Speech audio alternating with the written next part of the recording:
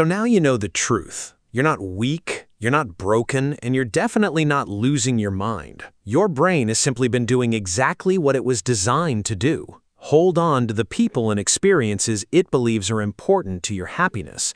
But here's the real question. If your brain learned how to hold on, can it also learn how to let go? The answer is yes, and it starts with one simple shift in perspective. You don't move on by forcing yourself to forget someone. In fact, the harder you try not to think about them, the more your brain brings them back. It's like telling yourself, don't think about a pink elephant. The first thing your mind does is picture a pink elephant. That's because your brain isn't wired to erase thoughts on command. The more you fight a thought, the stronger it becomes. Instead of saying, I need to stop thinking about them, try saying, it's okay that they're on my mind today. That small change takes away the struggle. Thoughts are like waves in the ocean. They rise, they peak, and eventually they fade away. You don't have to stop every wave. You just have to let it pass. The next step is understanding what real closure means. Most people spend months, sometimes even years, waiting for one last conversation, one honest apology, or one explanation that will finally make everything make sense. But life doesn't always give us that ending. Some people leave without saying goodbye. Some never admit they were wrong. Others disappear without giving you the answers you deserve. If your healing depends on someone else's actions, then you're giving them control over your future. Real closure isn't something another person gives you. It's something you create for yourself by accepting that not every question will ever have an answer. Sometimes peace comes from accepting uncertainty instead of trying to solve it. The third step is breaking the emotional habit. Every time you check their social media, reread old text messages, or imagine getting back together, you're strengthening the same brain pathways that keep you emotionally attached. It's like trying to quit junk food while keeping your favorite snacks on the kitchen counter. Every glance makes the craving stronger. The same thing happens emotionally. Your brain can't fully heal if you keep reminding it that the connection is still alive. That doesn't mean you have to hate them or pretend they never existed. It simply means giving yourself enough distance to create new habits, new memories, and new experiences. The fourth step is rebuilding your identity. One of the hardest parts of moving on is realizing how much of your identity became connected to another person. Maybe you watched the same TV shows together every weekend. Maybe you always went to the same restaurants or dreamed about traveling to the same places.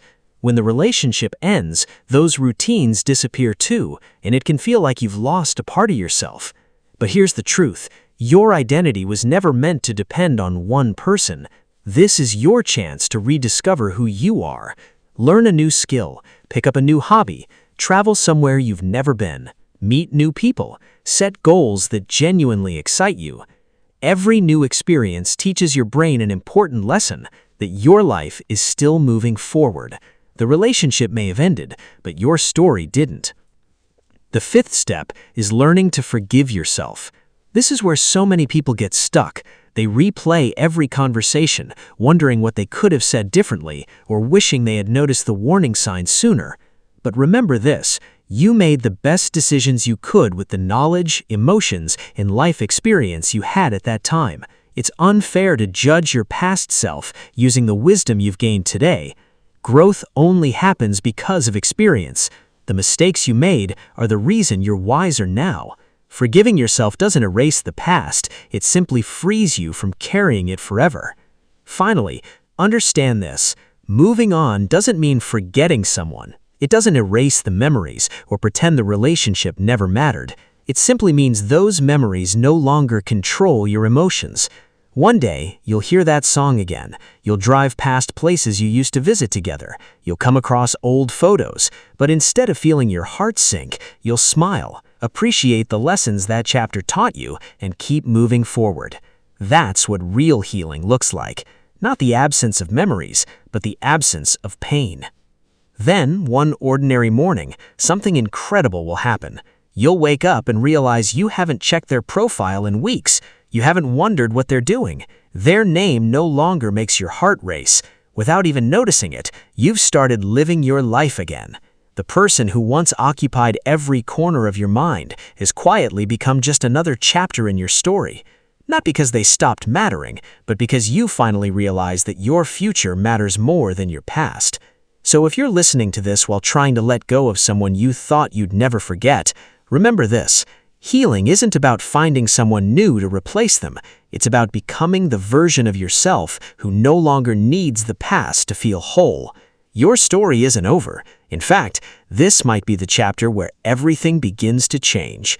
Somewhere ahead of you are new friendships, new opportunities, new adventures in a stronger, wiser version of yourself than you ever imagined.